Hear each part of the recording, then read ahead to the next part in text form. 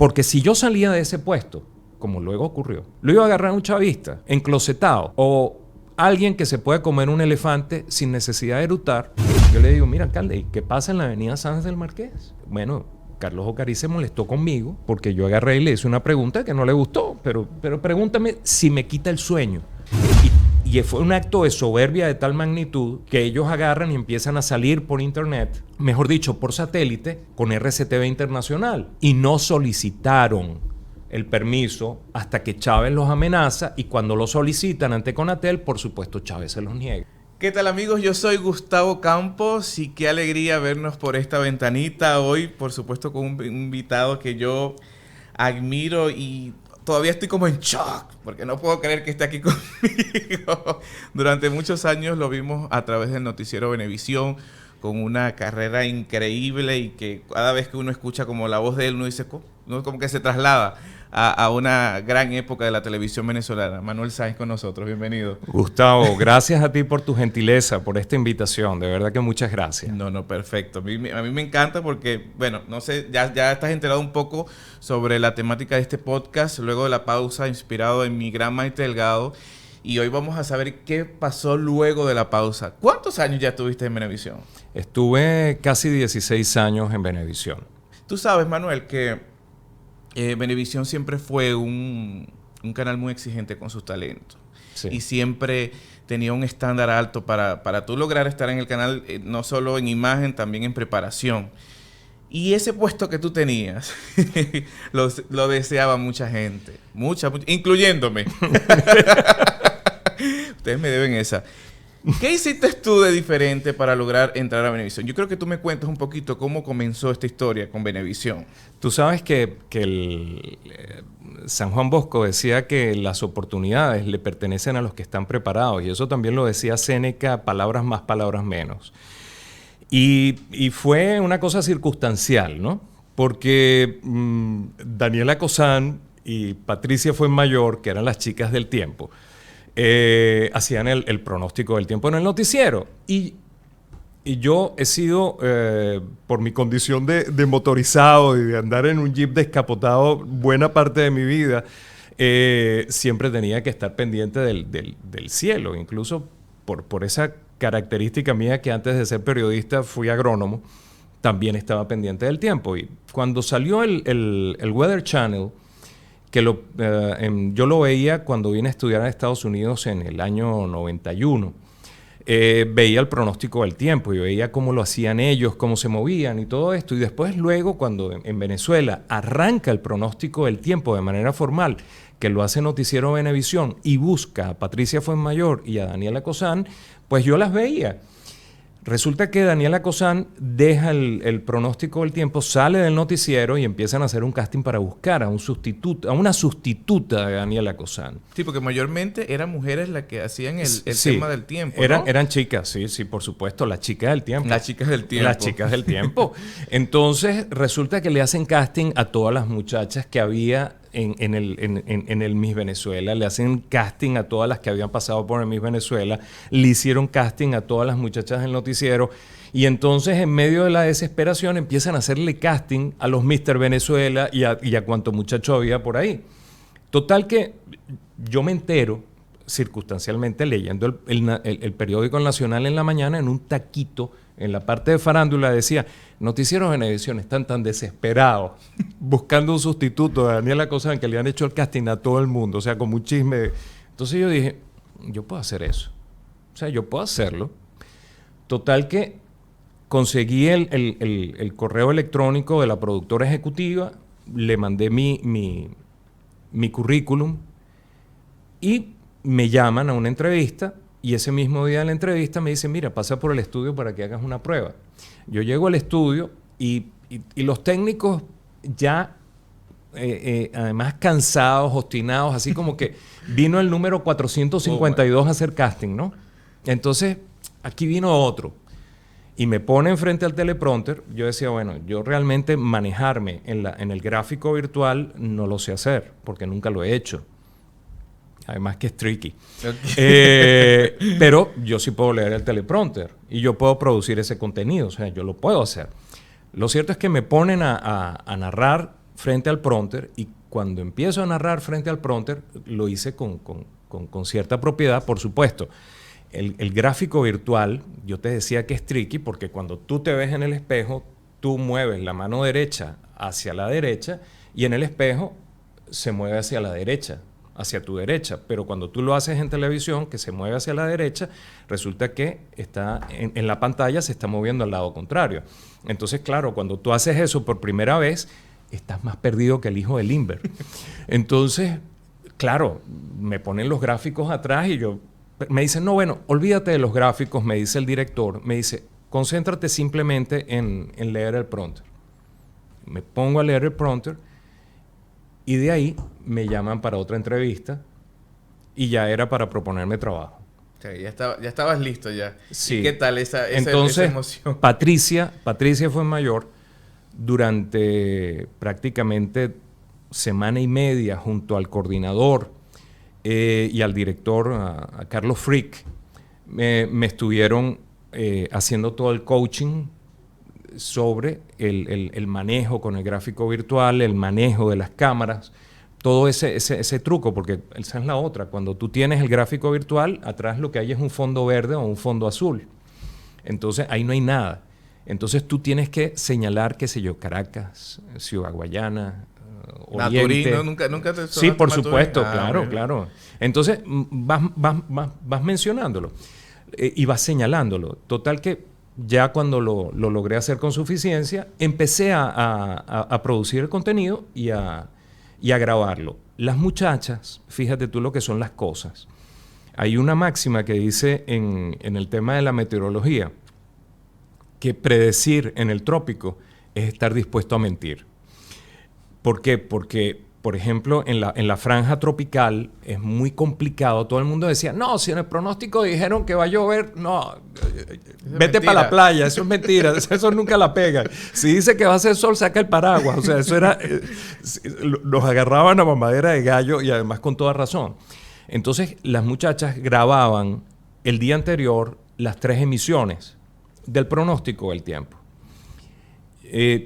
Yo, consciente de ello, llegaba a las 5 de la mañana, levantaba la información que se había acumulado en el satélite durante las últimas horas y entonces hacía el pronóstico, el primer pronóstico que salía en el primer noticiero de la mañana. Y luego a las 11 de la mañana hacía el siguiente pronóstico con la información que se había acumulado en las últimas 3-4 horas para el mediodía. Y luego en la tarde hacía el pronóstico para la noche. Entonces, parece mentira, pero ese acortar el tiempo desde la información que recibes del satélite hasta que se la mandas a la audiencia, empezó a hacer los pronósticos mucho más precisos y más certeros.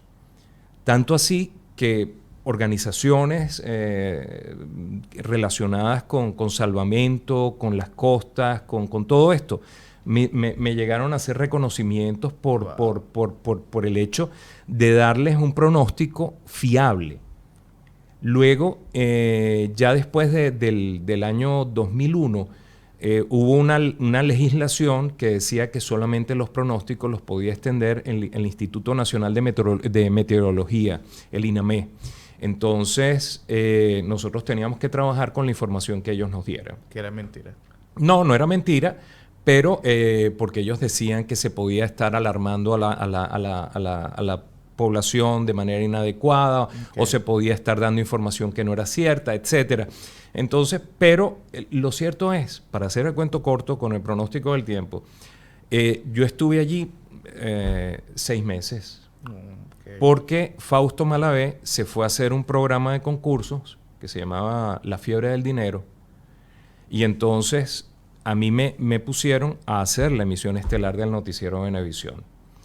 Y entonces hubo una cosa muy simpática. Empezamos a hacer casting para buscar al sustituto mío, y entonces de todas las muchachas que yo fui viendo, me acuerdo de una morena preciosa, que además con una voz, una presencia en cámara fabulosa, Daira Lambis. Daira Lambis, perfecto. Mira, tú sabes que esta idea surgió de traerte aquí llegué a ti gracias a un TikTok que yo hice. Haciendo un lip sync de el noticiero Venevisión cuando estaba Claudia Hernández. Ya ella no está ahí, está en Televen.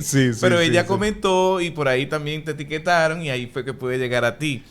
Pero hubo un tiempo en la televisión, bueno, sobre todo en el noticiero Venevisión, donde había un grupo excelente de periodistas de exteriores, o sea, corresponsales de estados.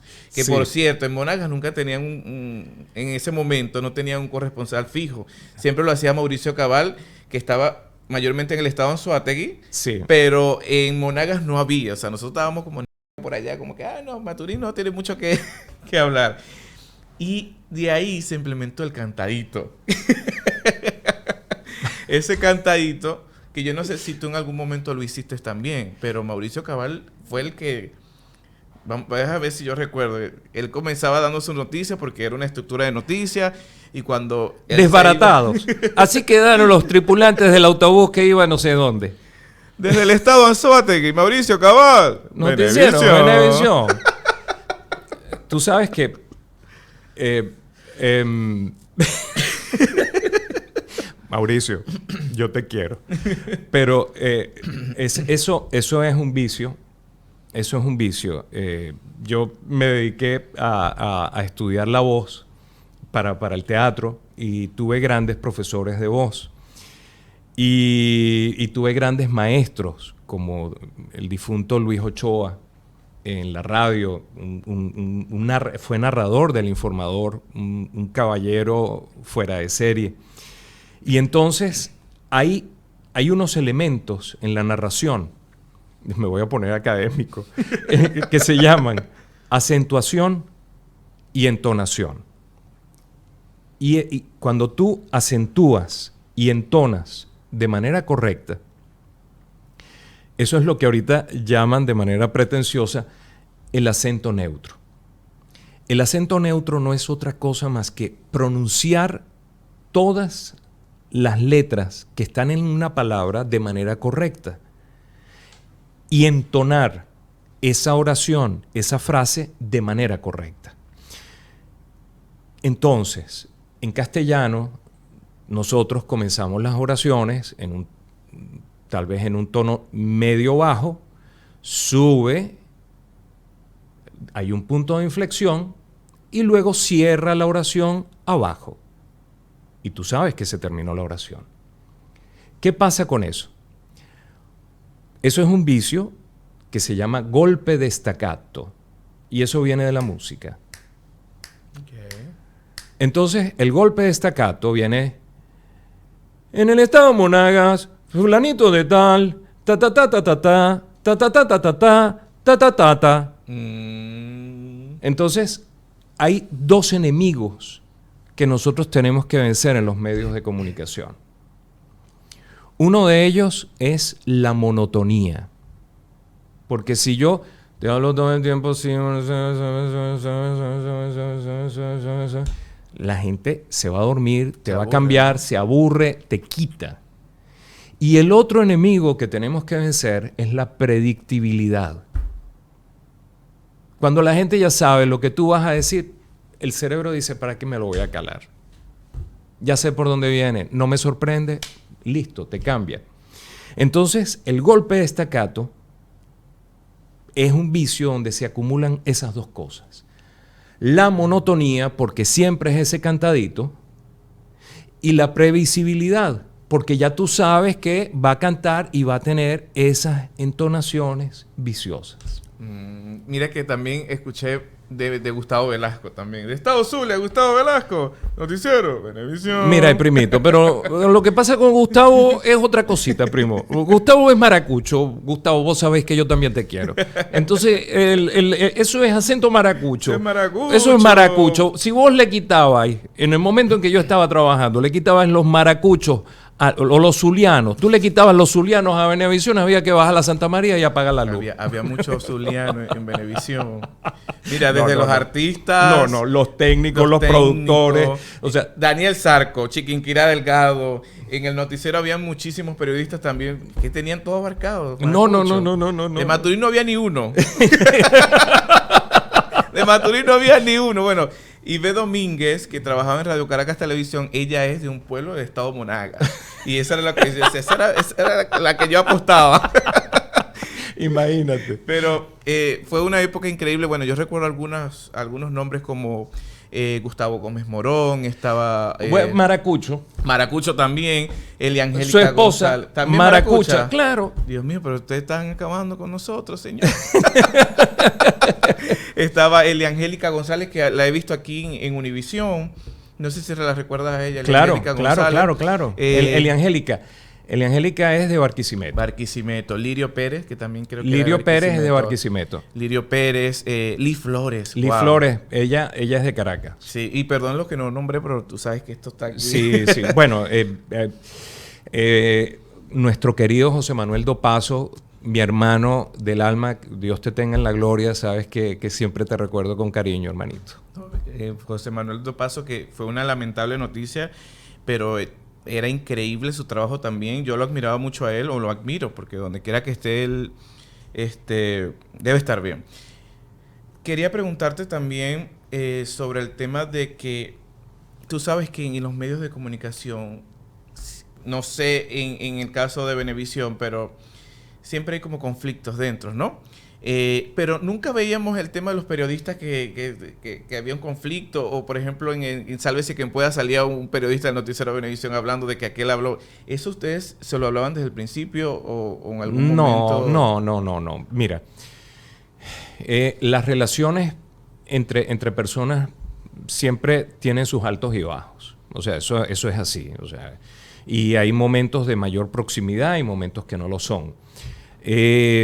Yo tengo que decirte, o sea, la mayor bendición que puede tener uno como anchorman en un noticiero o en un espacio es que tu partner, oye, tengas armonía con tu partner.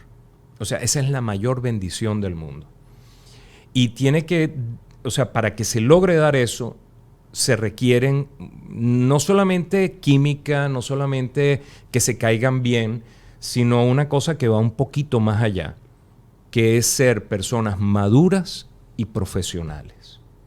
Cuando tú tienes una persona madura y profesional a tu lado, tú puede que no estés, o sea, puede que, oye, no tengas mayor cosa en común con ella, pero la madurez y el profesionalismo hacen su trabajo. Y te pongo un caso. Hay una cosa en teatro que se llama servir la escena. Y la gracia de servir la escena es que yo preparo las cosas para que tú aparezcas en escena. Y cuando yo te sirvo la escena a ti, luego viene una retribución y además es muy elegante, muy bonito, muy armonioso y la audiencia lo percibe. Elianta fue una gran partner. Increíble. O sea, voy a hablar de las últimas dos. Waleska Mansi. No, yo creo que ese fue tu match. No. Waleska Mansi fuera de serie. Sí. Fuera de serie. Y fíjate que yo seguí también a Waleska Mansi en su momento y yo sentía que ella tenía, bueno, en Venevisión tenía un futuro brillante, lamentablemente por la situación país, pero esa niña hablaba y tú caías derretido por la manera como daba la noticia. Sí. Pero yo recuerdo que ustedes hicieron un match increíble, que eso también lo veíamos entre Ana Bacarelas y Eduardo Rodríguez. Que se mataban con el tema, muy profesionalmente, pero con el tema de los equipos de béisbol. Sí. Ellos como que se lanzaban su pullita y eso le daba No, y la malandra de Waleska no perdía la oportunidad para decirme que yo era un viejo y todo lo demás. Y lo del cáncer de mama de toca. Eso fue idea de ella. Eso fue idea de ella, porque yo no llego hasta ahí. Pero ahí tú ves el ingenio y ahí tú no ves la malicia. No, y la complicidad que había. Sí. ¿Cuántas entrevistas hiciste tú alrededor de tu carrera? Estando en el noticiero hice más de 2,000 entrevistas. Más de 2,000 entrevistas. ¿Alguna que tú hayas recordado o recuerdas hoy en día que dices, oye, esa entrevista marcó mi vida? Sí, fíjate. Para mal. Yo cada vez que salía al aire, esto lo voy a decir ahorita en público y voy a decirlo ahorita contigo. Cada vez que salía al aire yo tenía una enorme responsabilidad, porque hay una cosa que la gente no puede dejar de lado, ¿no? A nosotros en Venevisión nos dijeron vendidos, colaboracionistas, etcétera, etcétera, etcétera, etcétera, etcétera. Yo mientras estuve en Venezuela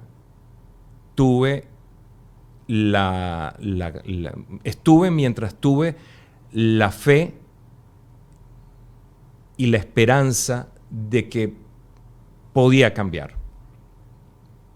Podíamos lograr un cambio en nuestro país, que nuestro país merecía democracia y nuestro país merecía libertad. Mientras yo albergué esa esperanza en mi corazón, yo estuve en el país. El día que perdí la esperanza, hice mis maletas y me fui. O sea, lamentablemente, Cuba tiene más de 60 años y Venezuela no tiene por qué ser distinto, y ya vemos Nicaragua. Entonces, es esa realidad. Ahorita, yendo a las entrevistas, mientras yo estuve en el noticiero, yo asumí la responsabilidad de mantener un espacio para procurar la mayor cantidad de democracia y de equilibrio en el puesto donde yo estaba. Esto puede sonar pretencioso, pero era el motor que yo tenía, la motivación que yo tenía para estar ahí. Porque si yo salía de ese puesto, como luego ocurrió, lo iba a agarrar un chavista, enclosetado, o alguien que se puede comer un elefante sin necesidad de eructar, y entonces hacer entrevistas complacientes. Y ese no fue mi caso. Entonces, el reto mío, cada vez que yo salía a hacer una entrevista en el noticiero, era, uno, poder hacer la entrevista lo más periodística posible. Y me explico. ¿Por qué no le preguntaste esto y lo otro y lo otro? ¿Tú tienes pruebas? No, ¿verdad? Entonces, si yo no tengo pruebas, yo no puedo decir eso. Porque si tú no tienes pruebas para señalar un hecho, entonces, mira, es un chisme. Y yo no sirvo para decir chismes. Entonces, yo no voy a decir un chisme. O sea, esa es la primera. Entonces, irte hacia los hechos que son absolutamente irrefutables y que son los hechos. Esa era la primera. La segunda, cada vez que se sentaba un funcionario o un personaje del gobierno, que entrevisté miles de ellos o centenares de ellos, él traía su agenda y él iba a utilizar el espacio de Noticiero Venevisión para sacar su agenda. Y su agenda era descalificar a los líderes de oposición, vender mentiras, decir medias verdades. Entonces mi reto era romper con esa agenda, identificarla y romperla. O sea, fíjate que yo tenía plena conciencia que yo no me iba a ganar un Pulitzer haciendo las entrevistas en Al Descubierto. O sea, no me lo iba a ganar. Pero a mí no me iban a utilizar para hacer propaganda. Y yo no se lo permitía. Y no se lo permití ni a ellos, ni se lo permití a los de oposición. O sea, me acuerdo una vez, Carlos Ocariz, que era alcalde del municipio Sucre, mis padres vivían en ese momento en el Marqués, en el municipio Sucre, y tenía abandonada la avenida Sanz, había robos.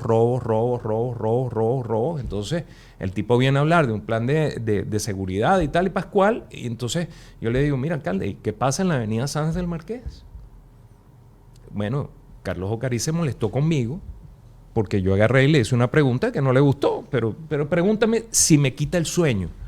Y como se molestó Carlos Ocarí, se molestó mucha gente que estaba ahí sentada. Yo recuerdo una vez el difunto Carlos Escarrá, cuando la famosa reforma de la Constitución, que fue a plebiscito y no se dio, que entonces decía que solamente tenía derecho de reelección el presidente de la República.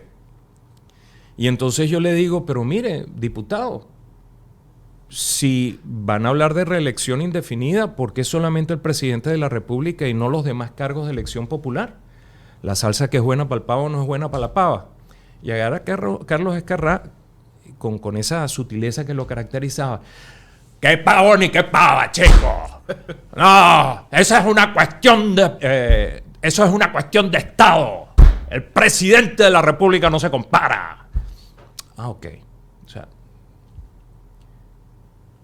la reforma de la Constitución no fue. La gente votó en contra y no fue. Entonces luego inventaron la enmienda. Cuando me toca entrevistar a Carlos Escarrá a propósito de la enmienda, yo agarro y le digo, diputado, y con respecto a los cargos de elección popular, entonces para la enmienda todos los cargos de elección popular podían ir a reelección. Entonces yo le digo, ¿van a ir a reelección todos los cargos de elección popular? Sí, por supuesto, van a ir todos. Y caramba, ¿y qué pasa con las razones de Estado donde solamente tenía que ser el presidente de la República, como usted lo dijo aquí? Ahí te tambaleó el hombre. No. Se chocó contra la pared y entonces el tipo echaba espuma por la boca contra él mismo. O sea, le desbaraté el rancho, pues. O sea, esa fue una anécdota divertida, pero probablemente lo que haya sido una de las últimas entrevistas que yo hice en Venevisión se le hice al bachiller Izarra, un oportunista que está viviendo ahorita un exilio dorado en Alemania o en Austria, después de haber hecho desastres en Venezuela. Ahorita él es crítico con Maduro y vive ese exilio dorado en Austria o en Alemania. Entonces, el tipo vino justo, eso fue antes de la elección del 2013 de Maduro. Y yo sencillamente no le serví para hacer propaganda. Y el tipo se molestó, chilló, reclamó, protestó. O sea, lo que tú te puedas imaginar por la entrevista que yo le había hecho. Asunto suyo. Pero en este caso, cuando te tocaban este tipo de entrevistas, la producción del noticiero Venevisión te decía, mira, no se puede tocar este tema, o te daban la libre libertad, como decía el noticiero Venevisión, información justa y balanceada, y ustedes podían hablar con con su entrevistado para ese momento de lo que ustedes quisieran. Bueno, fíjate, ahí en las entrevistas se establece un pacto de caballeros. El pacto de caballeros, por ejemplo, es nosotros ahorita antes de entrar a esta conversación, yo no te dije, Gustavo, mira, yo no quiero hablar de esto, yo no quiero hablar de esto otro y yo no quiero hablar de este otro. Realmente yo no te dije nada de eso porque yo no tengo nada que ocultar. Podemos hablar de lo que tú quieras. Pero hay entrevistas que, o sea, se acuerda eso previamente. Y tú como periodista dices, oye, mira, si no vamos a hablar de esto, no vamos a hablar de esto, no vamos a hablar de esto, no tiene sentido que estés aquí. Porque la gente quiere saber justamente esas tres cosas. Entonces, mira, mejor no hacemos la entrevista. Okay. Pero, evidentemente, te sugerían unos temas. Y, por ejemplo, con el bachiller Izarra, me acuerdo en esa entrevista que me decían por el apuntador, Manuel, por favor, Manuel, bájale 2, Manuel, bájale 2. ¿Nos van a meter cadena nacional? Manuel, bájale 2. Y ojo, yo no le pregunté nada indebido, sencillamente agarré, hice las preguntas que había que hacer y lo dejaba. Lo que pasa es que están tan acostumbrados, o estaban tan acostumbrados a que, tú sabes, se desvivieran Le por alaben. complacerlos, que cuando no lo consiguen, entonces quedan cojos. Y también por miedo. Muchos periodistas se cohibían por el mismo seguimiento del gobierno hacia los periodistas. Lo vimos en el caso de Radio Caracas Televisión, que Chávez se ensañó en el canal hasta que no lo logró cerrar, no se quedó tranquilo. ¿Ustedes en algún momento también sintieron ese miedo en Venevisión de que Chávez también pudiera atacarlos? No es que tuvimos miedo de que pudiera atacarnos, es que nos atacaron. Pero o sea, me refiero al cierre, o sea, que No, como que mira, no pueden cerrar el canal. Hay varias cosas, El cierre de RCTV era inminente, pero porque Chávez, la directiva de RCTV, ojo, y la directiva de Venevisión también, y la de Televen también. Pero, ¿qué pasó con RCTV? RCTV no solicitó la renovación de la concesión. O sea, no la solicitó. No la solicitó. Amparado en un acuerdo que databa de la década de los 80 con Jaime Lucinchi, en la cual, para que entrara a Televen, Jaime Lucinchi acordó, oye, mira, se va a extender la concesión por 20 años y luego se va a renovar automáticamente, cada 20 años se va a renovar automáticamente.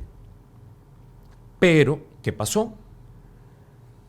Que la ley cambió, la ley orgánica de telecomunicaciones, o sea, o mejor dicho, eso fue cuando todavía teníamos un reglamento de telecomunicaciones que databa de los años 40 con algunas modificaciones.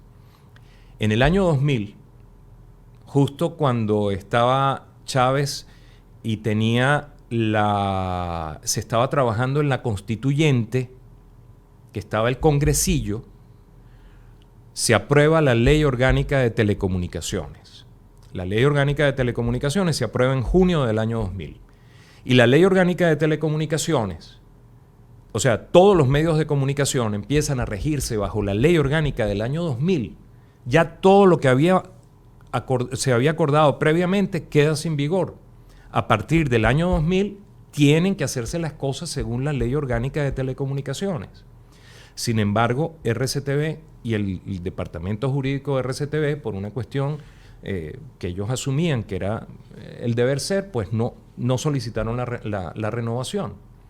Y bueno, Chávez agarró y dijo, mira, sencillamente no les voy a renovar la concesión. No, es que ni hizo falta, porque ellos no lo solicitaron. Y fue un acto de soberbia de tal magnitud que ellos agarran y empiezan a salir por internet, mejor dicho, por satélite, con RCTV Internacional. Y no solicitaron el permiso hasta que Chávez los amenaza, y cuando lo solicitan ante Conatel, por supuesto, Chávez se los niega. Increíble. Porque tú me decías si habíamos tenido miedo. Ajá. Claro que tuvimos miedo. A mí me estuvieron haciendo seguimiento, o sea, hostigamiento cerrado durante años en Venezolana de Televisión, en todos los medios del Estado. Yo tenía una patrulla de la DIM parada en la puerta de la guardería de mis hijos. Wow. O sea, entonces, eso es algo que la gente no sabe, pero eso fue así durante años. Eso fue así durante años. Hasta que luego ya, después de 2004, después que se hace el referéndum revocatorio y que se calman un poco las aguas, hasta ese momento, hasta agosto de 2004, yo estuve con una daga en el cuello. Y espérate, luego todos los meses de abril, mientras Chávez estuvo vivo, entonces me dedicaban el mes de abril a mí por los pistoleros de Puente Llaguno, que estaban disparándole a la marcha, punto. O sea, increíble, increíble. Hay un video que de hecho lo subió el noticiero Venevisión, y fue un momento muy difícil. No sé si ha sido la noticia más dura que tú has dado en Televisión Nacional, pero fue la muerte de Adriana Urquiola. Sí. Vimos a Waleska Mansi derrotada, y tú creo que fuiste el que mantuvo la compostura por tu profesionalismo, Pero en ese momento, ¿cómo ustedes se enteran y qué tan difícil fue para ustedes, a una compañera de trabajo, un país donde la violencia estaba... Uno no estaba ni seguro ni en su casa. Entonces, Sí, pero ¿cómo ocurrió eso? Eso fue en las Guarimbas. Ella se bajó de un autobús para ir a su casa ahí en Los Teques y agarró y le disparó a los de la Guarimba y una de las balas perdidas alcanzó a Adriana Urquiola, que estaba embarazada. Y fue horrible porque era una niña que nosotros compartíamos con ella y te llaman un día y te dicen, mira, una Adriana anoche. Entonces, y que te toque a ti dar esa noticia, evidentemente no es nada fácil. Y bueno, Waleska es más emotiva y se quebró al aire. Y ha habido momentos muy duros. Otro momento que yo también recuerdo con mucha tristeza fue cuando Eva Ekbal. Eva Ekbal, yo la tuve como partner un breve tiempo conmigo y yo la empecé a entrenar como ancla. Y luego se la llevaron para Televen y desarrolló carrera allí.